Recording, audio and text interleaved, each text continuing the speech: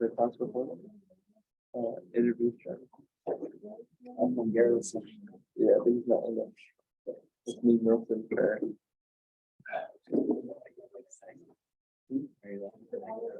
One of that. Just like have house that stands still.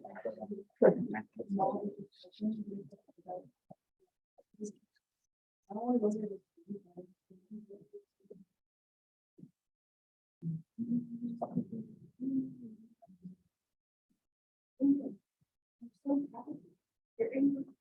always.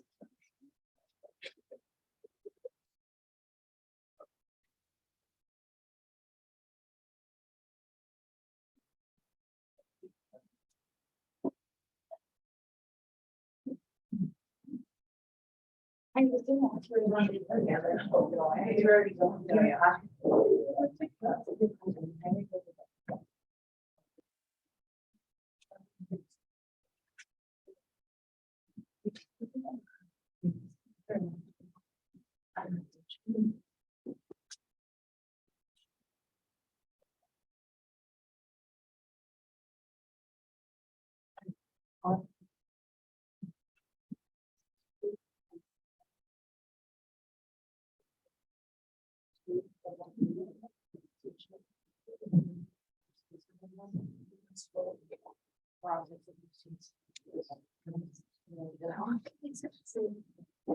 Yeah.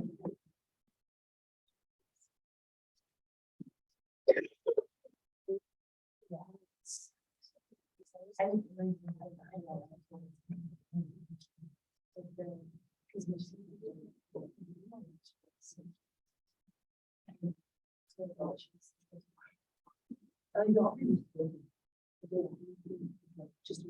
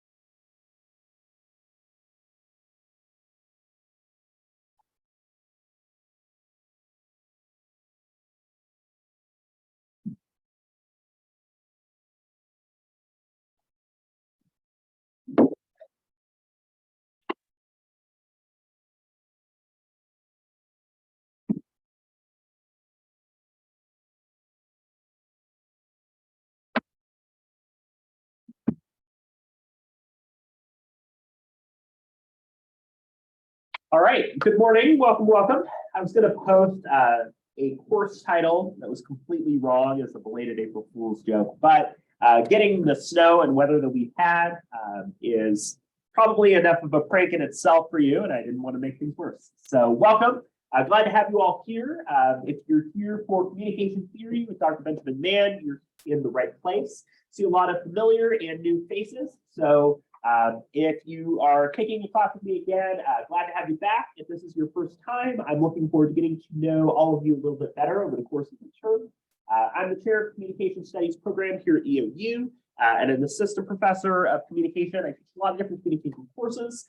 Communication theory is, I think, a great one in terms of people who are majors, minors, or just looking to understand what communication is and how we can use skills in communication studies in our own lives. So I appreciate you taking the time to be here, and I look forward to our discussions and activities over the course of the class.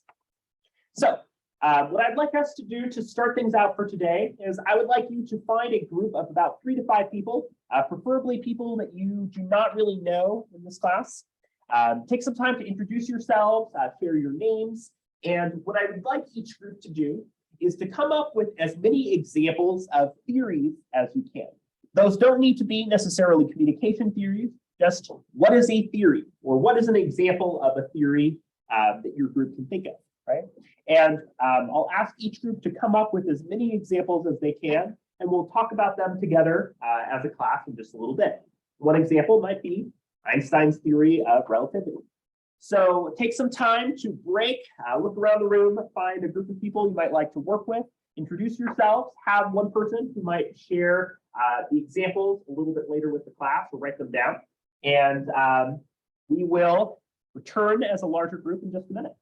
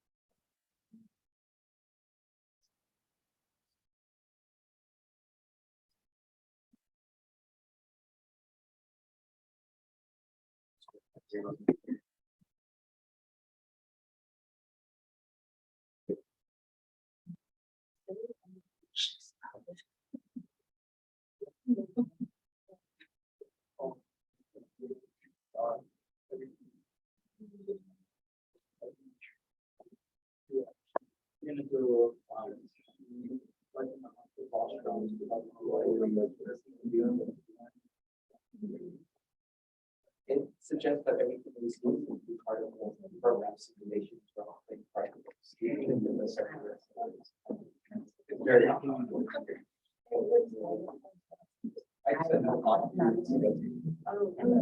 We'll give your group about 3 or 4 more minutes to come up with as many theory examples as you can.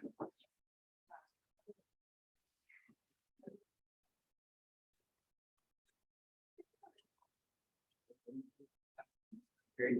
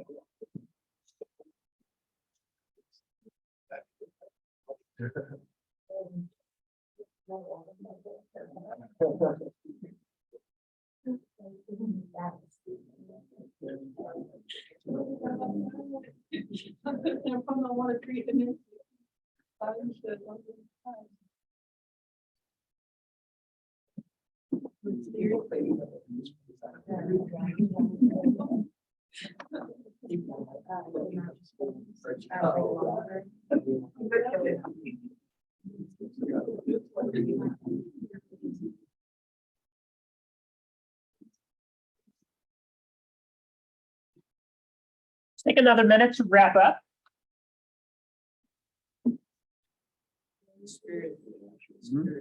There you go.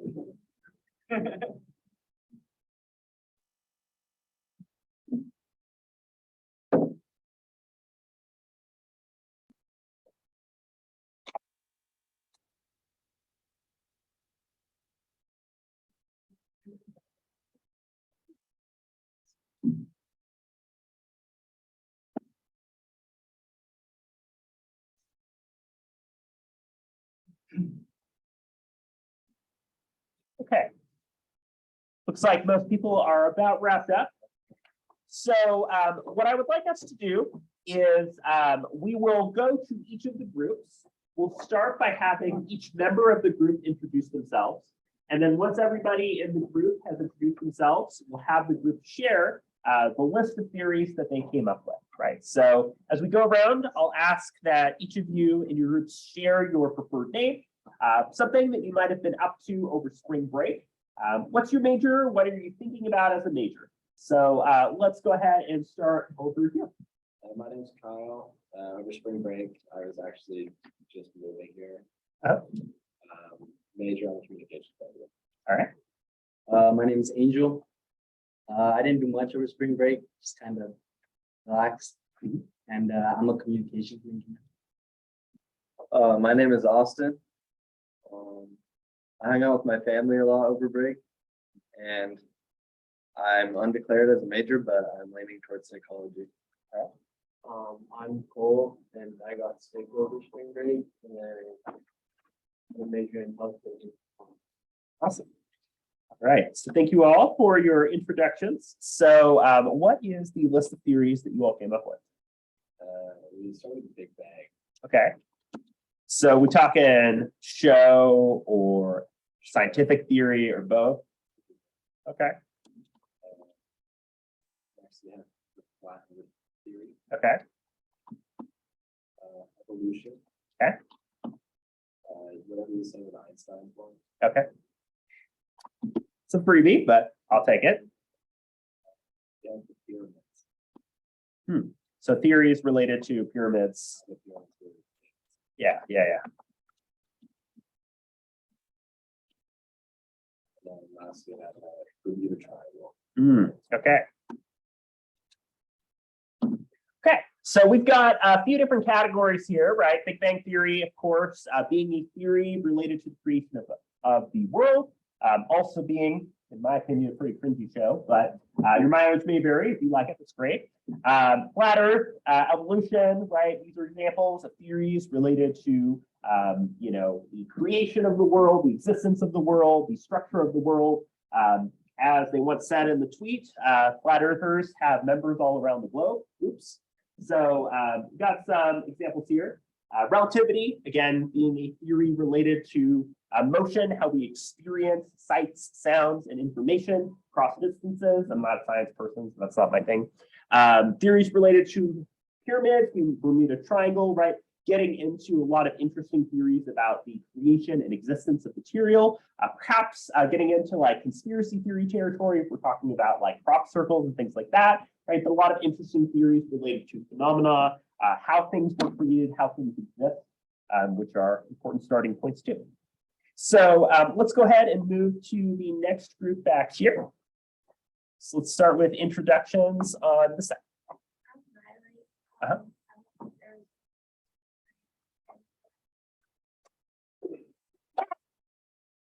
Powerful C's. All right. I'm Britt. I went to the Oregon Coast of Street Bridge and Nice.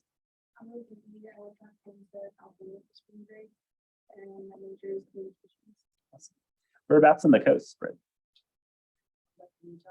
Okay, yeah. I was actually up in Astoria a couple days ago. Beautiful up there. If you haven't been to the Oregon coast. Okay, so thank you all for introducing yourselves. And what is the list of theories that you all came up with? Uh-huh.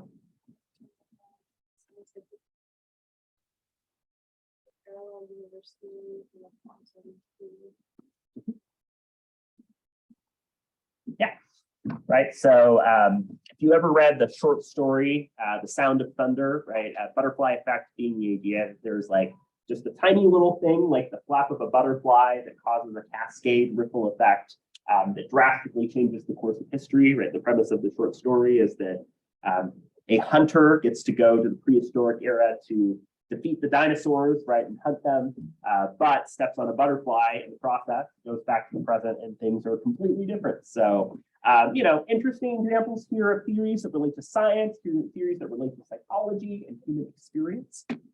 All right, so let's move over here to the middle. So let's start here in the back. Lindsay, and I just went home, spent my second over, break in private business. I'm Brock. I was being out of the break. I'm Luke. I went home. My family was doing great. I'm a business and marketing major. I'm Callie, I stayed here over spring break and I'm an AG. I'm Richard, and I went home for spring break. I don't have a major yet. Okay, no worries. We're always in the process of learning, figuring out what we're interested in, what we want to do. So what are some of the theory examples you all came up with? We came up with like the Mandela effect, conspiracy theory, classic conditioning theory, and then pigeons.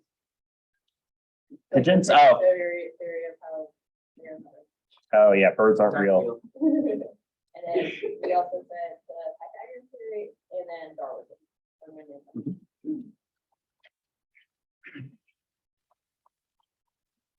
Yeah, so a lot of good examples here. Again, pretty varied here, right? So the Mandela effect, talking about how like there are subtle differences, but our cultural memory and consciousness remembers things a certain way, right? Is it Berenstain or Berenstain bears?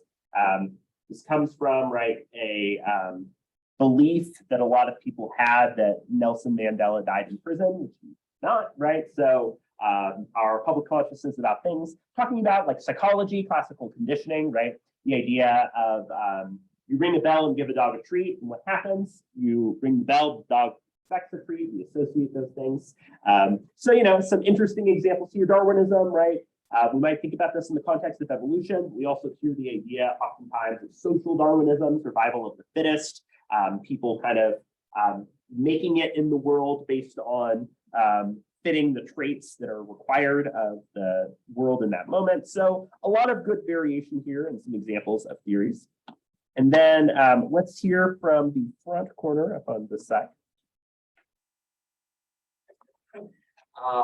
My name is Nigma Moses.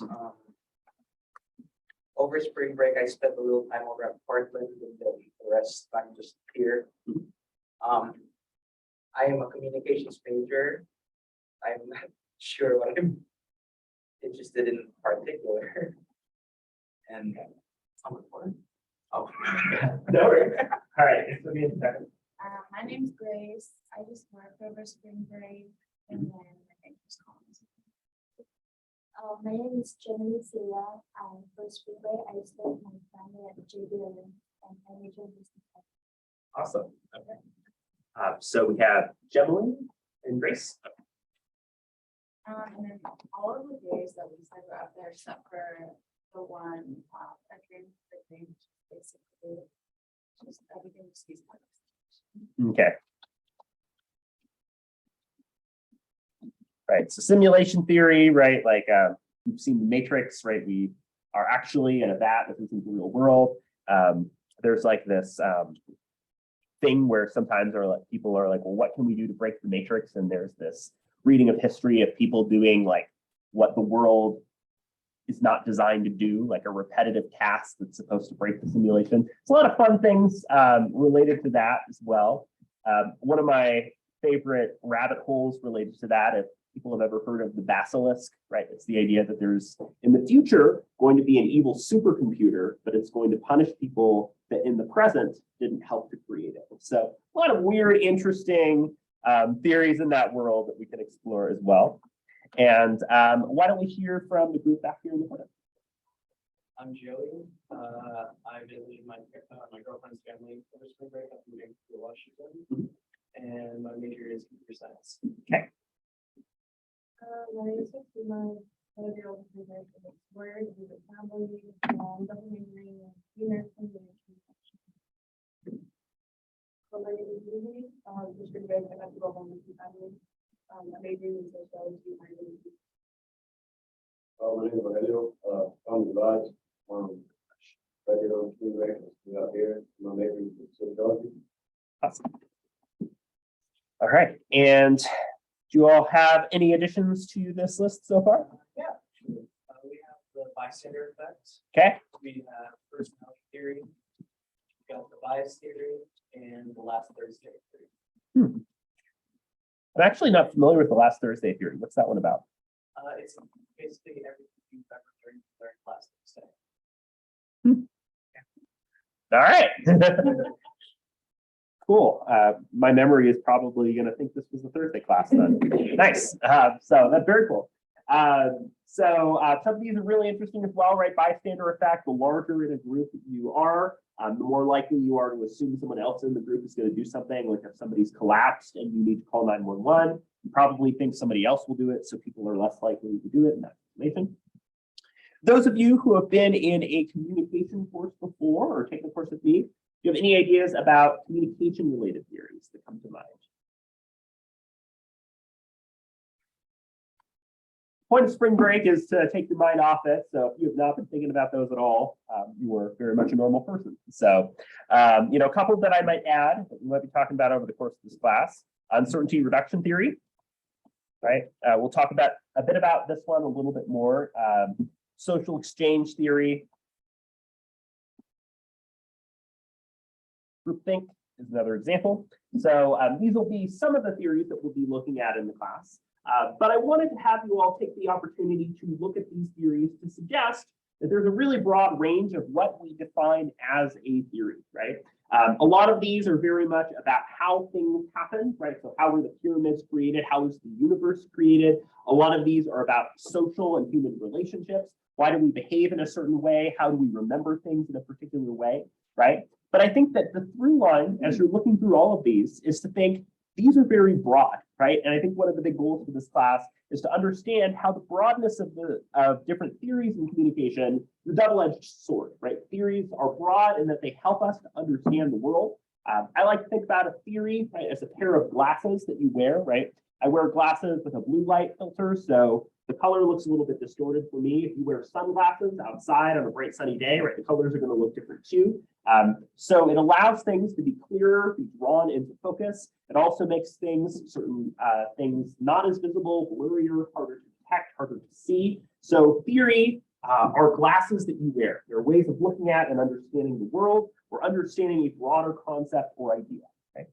So I also appreciated the opportunity for you all to introduce yourselves to the class. Now, it sounds like we've got a range of places people have traveled, range of activities over spring break. You've got a lot of common majors, but if you're not a major or you're not sure about your major yet, that's fine. We'll be working across a variety of levels of experience. If you've never taken a comm course or this is like your 8th comm course, the goal is to make sure that you're feeling welcome and included in this course throughout the process. So glad to have you all here. So all of you have had the chance to share examples of theory.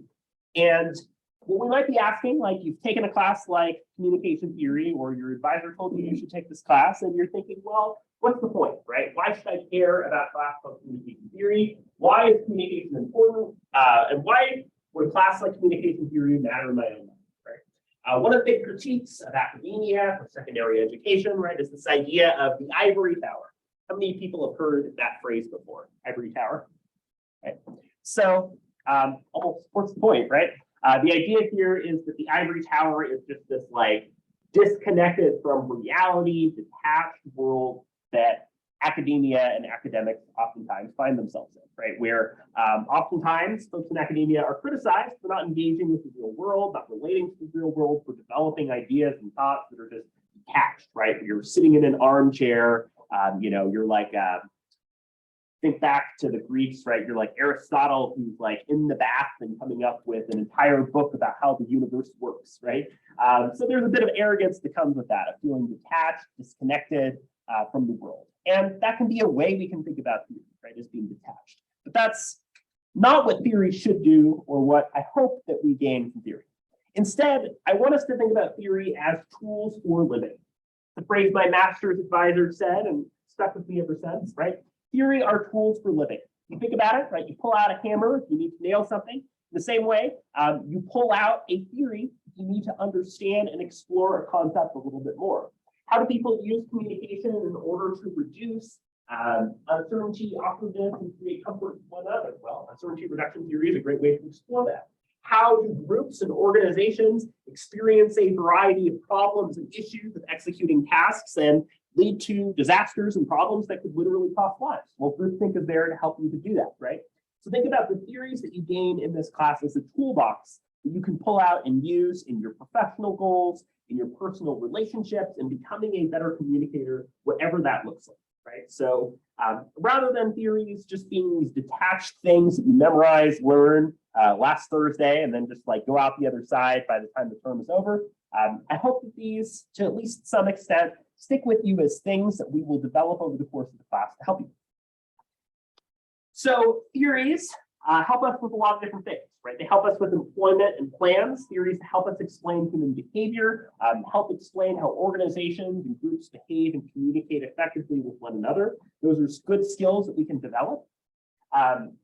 Theories also help us with critical thinking, right? Critical thinking being the idea we take a step back and we assess the why. What's going on here? How is something happening? How can we take a step back and look at an issue? For example, we'll be looking at a lot of different theories related to media in this class. How do media portray issues? How do they represent populations or not? What images do they choose? What headlines do they choose? If it leads, it leads, right? Oftentimes, more violent-oriented content is going to be on the top of the paper. So how does that dictate how we understand different topics or think about topics day to day? How do we make sense of our own life experiences? Theory can help us to better understand, make sense of what's happening in our lives. If you know, as you're driving by a certain part of town that you get really hungry, you realize, oh, wow, that's because I love to get ice cream at the local and I just drove by it. Understanding research across disciplines is important, right? So a lot of you are called majors or minors. The way this course is designed, it's a pretty broad survey. So we'll be going over a lot of different subdisciplines or types of communication that are explored. So you'll get a big range. If you're still trying to think about your major and explore these ideas in a bit more detail, this course will be a great opportunity for you to understand perhaps a part of communication that you're especially interested in and want to explore further. Helps us become more self-aware of what we do, how we behave, why we communicate in a certain way with people, right? And knowledge for knowledge's sake is always a good thing too. Some examples here, right? So one of the theories we'll be talking about in the class is about, it's called the narrative paradigm. And it's about the ways in which using stories and presenting stories in a particular way is a powerful tool of persuasion. One really good example of this is a lot of animated films, right, geared toward children, generally have very specific messages about things such as self-esteem, belonging, developing and understanding our emotions, right? So using storytelling as natural storytelling creatures is a way we come to understand one another better.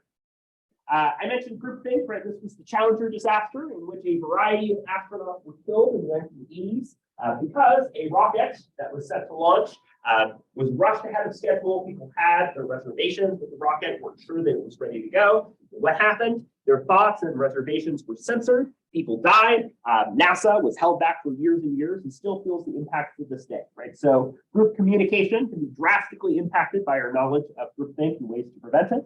And agenda setting. How do media impact our lives? How do media not only help us to think about what issues are important, but also the way that we talk about those issues?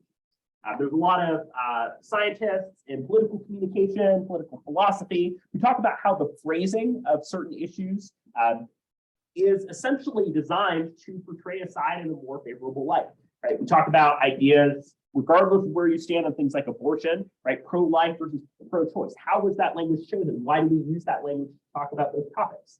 Climate change, global warming, climate crisis. The language choices we're using in those settings are impacting the way that we think about those topics too, right? Communication shapes reality. It creates the framework by which we understand the world. So agenda setting theory is another way we can examine how these broader ideas impact our lives. So in this class, right, we'll talk about how we use these theories to help make sense of the world. And in this class, we'll be going over a lot of different theories. I believe we're going to be going over 20 of them. We'll be dedicating a class meeting to a theory and going over that theory. And in that process, I think we'll have a lot to learn about communication and about how we can utilize these theories in the world. So I apologize if you've taken a class with me before. You might be familiar, but for the first time, I like to introduce myself, share a little bit about myself so you know where I'm coming from and some of my areas that I focus on. I grew up in the western side of Oregon. I grew up in the Westland, Lake Oswego area. Really enjoyed it out there. Also really enjoy Eastern Oregon, how beautiful it is with all the hills, mountains, and everything else. And I thought I was going to be an English teacher, right? So I got my bachelor's in English at Lewis and Clark. But along the way, in high school and then in college, I really fell in love with competitive speech and debate.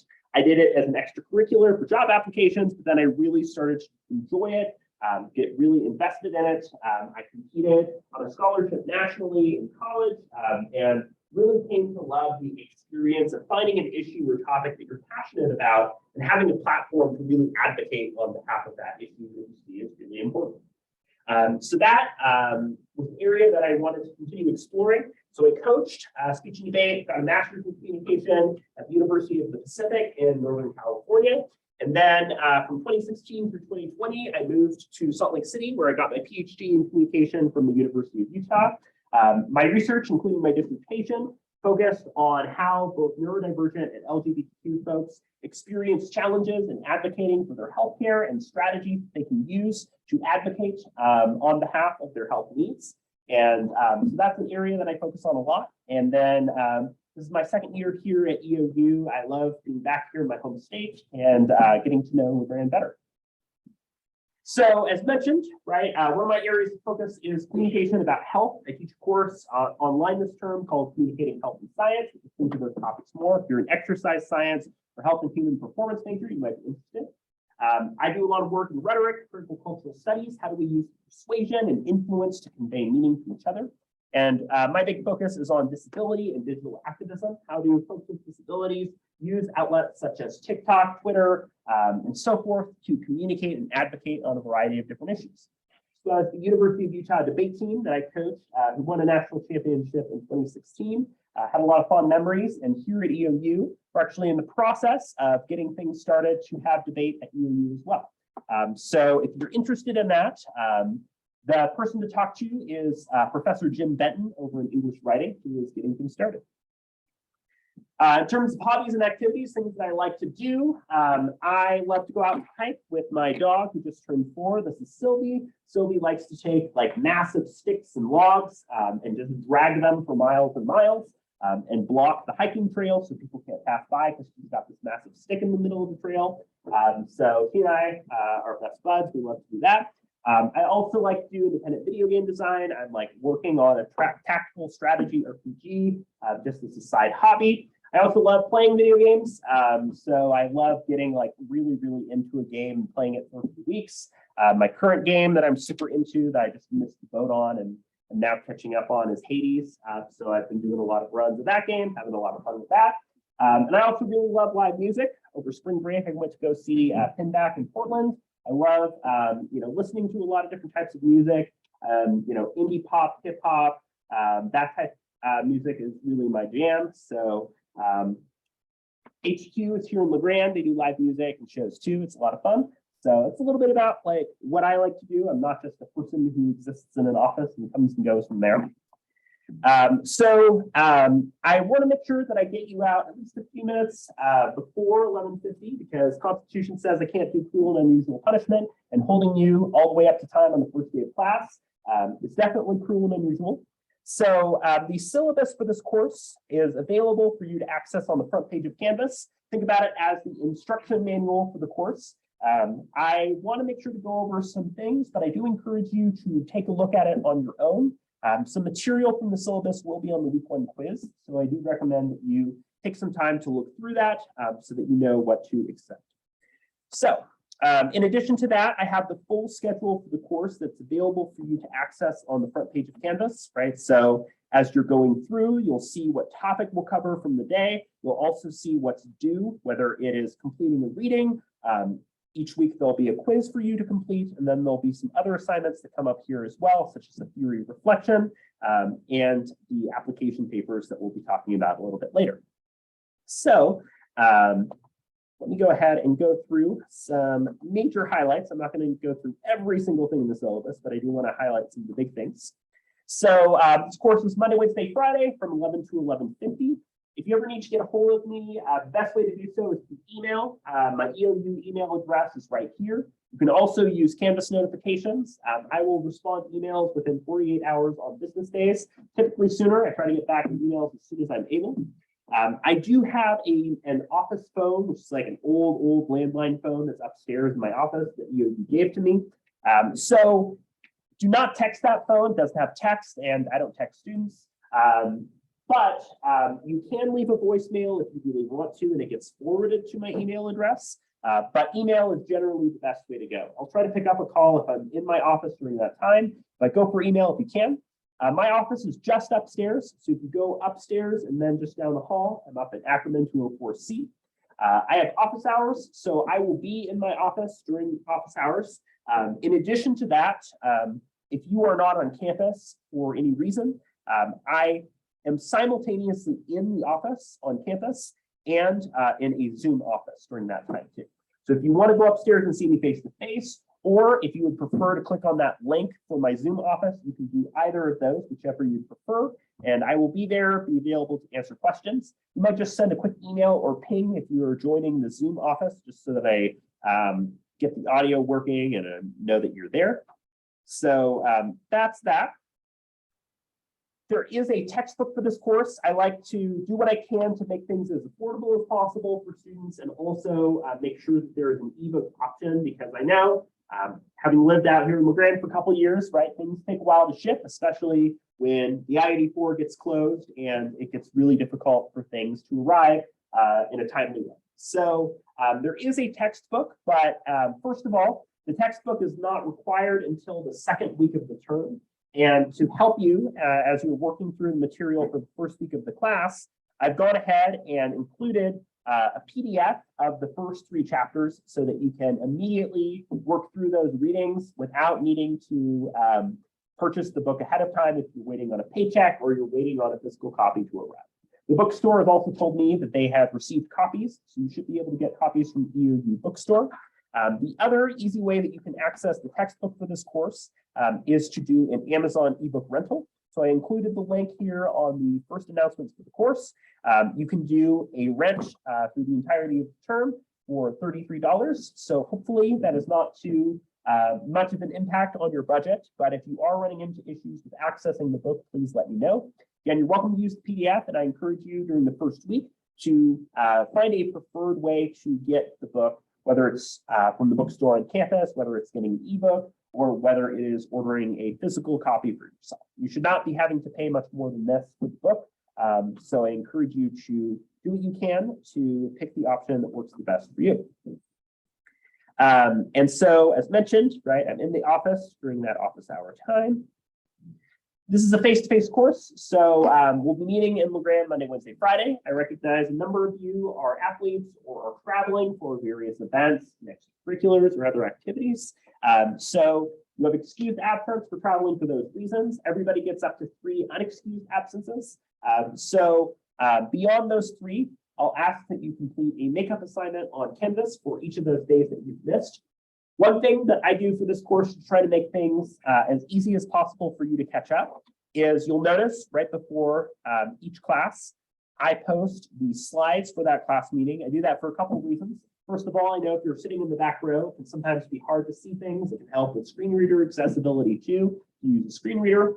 Also, right, in this class, you should not be worried about writing every single thing down word for word. You should be taking notes, but I encourage you to use notes about things you're reacting to, things that stand out to you, or that you find interesting, rather than like trying to capture everything down. Because to me, right, that's not really learning. That's just like trying to one-to-one regurgitate material. And I don't think that that's a fun experience.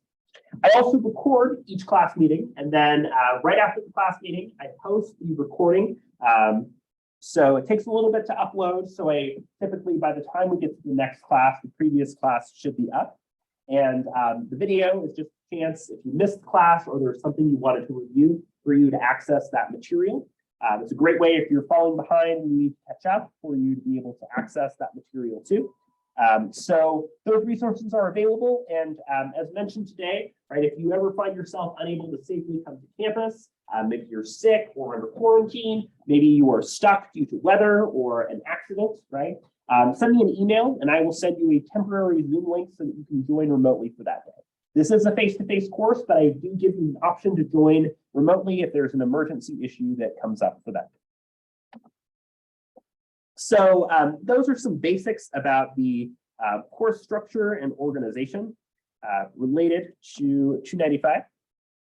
So some other things to know, COVID, right? Masks are not required, but things change.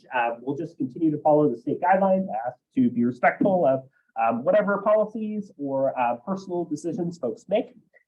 We'll be talking a lot about communication theory, applying it to our own lives.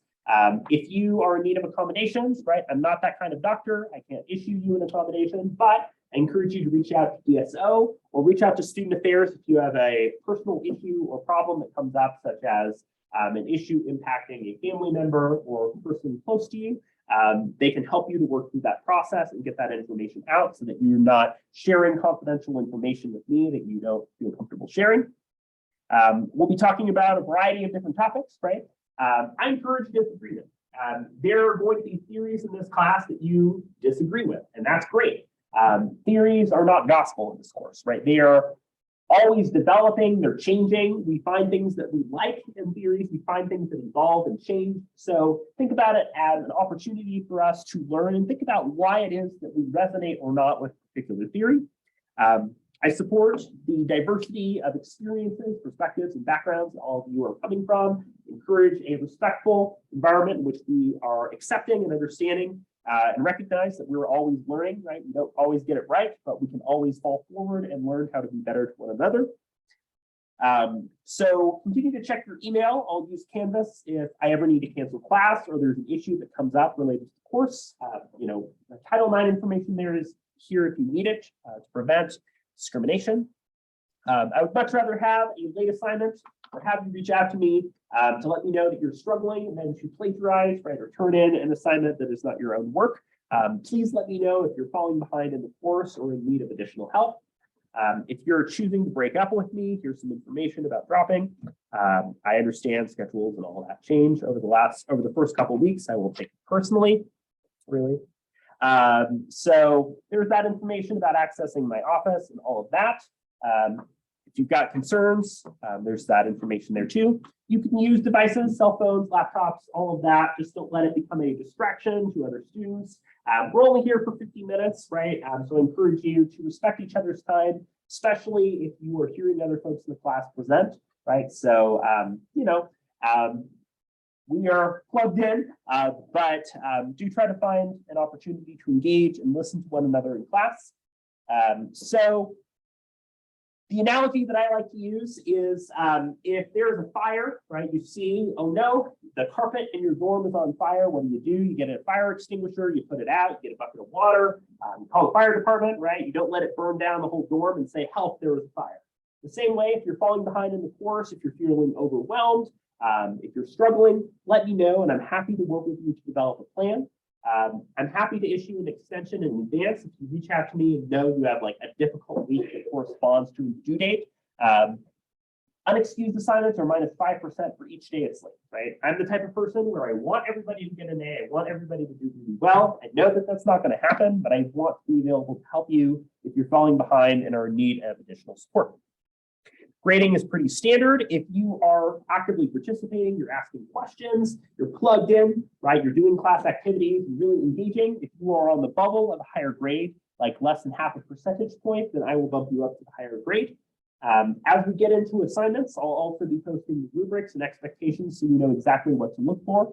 I'll look at rough drafts in advance too, if you want to send those to me. Make sure that you are citing your sources on formal writing assignments. I recommend APA. So each week there is a quiz on Canvas. It's completely open note, open book, right? This is not like a pop quiz. Instead, these are taken on Canvas. Ideally, you are concurrently working through the textbook as you're completing the quiz, or you have notes from the textbook as you're working through the quiz, right? It's a way to test your understanding of the reading from that week and to help you as you're following along through the reading. So these should not be that difficult. They're not designed to trick you. They're designed to help you to develop a fuller understanding of these issues and topics. There is a short assignment that you'll be turning in within the first few weeks of the course. And this is going to ask you to pick one of the early theories that we talked about in the class and explain some of the ways that it's relevant to your own lived experiences. So this is not a big part of your grade, but this is an opportunity to get the dust off, to submit a writing assignment, to get a sense of the feedback that I provide and help you as you're working on some of the later assignments in the class. So there is a presentation that you'll be doing in the class, but this is not a public speaking class. This is not about how strong of a public speaker you are. If you have anxiety about speaking in public, I understand. We all have to do it, but we're doing so in an environment that's designed to encourage and to support each other. So I'll be circulating an online form that you'll complete in the first couple weeks of the class. And then after I do that, everybody is going to be assigned a presentation date and a theory. So in other words, on your day, you will present related to the theory that you've been assigned. You will not be giving a presentation about like what this theory is and how this theory works. Instead, what I'm going to be asking you to do is to pick an outside article that talks about or uses the theory from that day and share some of the key ideas from that outside article, how this outside article connects to your theory, and explain what we learned about this theory from that article, right? One way of thinking about this is the theories we discussed in class, they get used in a lot of different places, right? They get used in other articles, they get built upon, they get analyzed further. So this is an opportunity for you to explore how the theory you've been assigned has been used and applied. For some of the early theories in the class, I'll give you examples of types of articles that you could use so you get a good grasp of the format and see it from me before you need to do that on your own. So that presentation, we'll have people present on different days on different theories. And I'll be posting that, and we won't get started on the presentations until we get until a few weeks in the class. There are 2 application papers that you'll be doing, right? So what I'll be asking you to do is once we get through a lot of the theories in the class, about halfway through the term, you'll pick one of the theories that you're interested in. And what you'll be doing is applying it to a piece of communication. For example, it could be an episode of a TV show. It could be a press release. It could be a public speech or address. It could be a song, right? You pick a piece of communication and use the theory that you've selected to explain this communication artifact.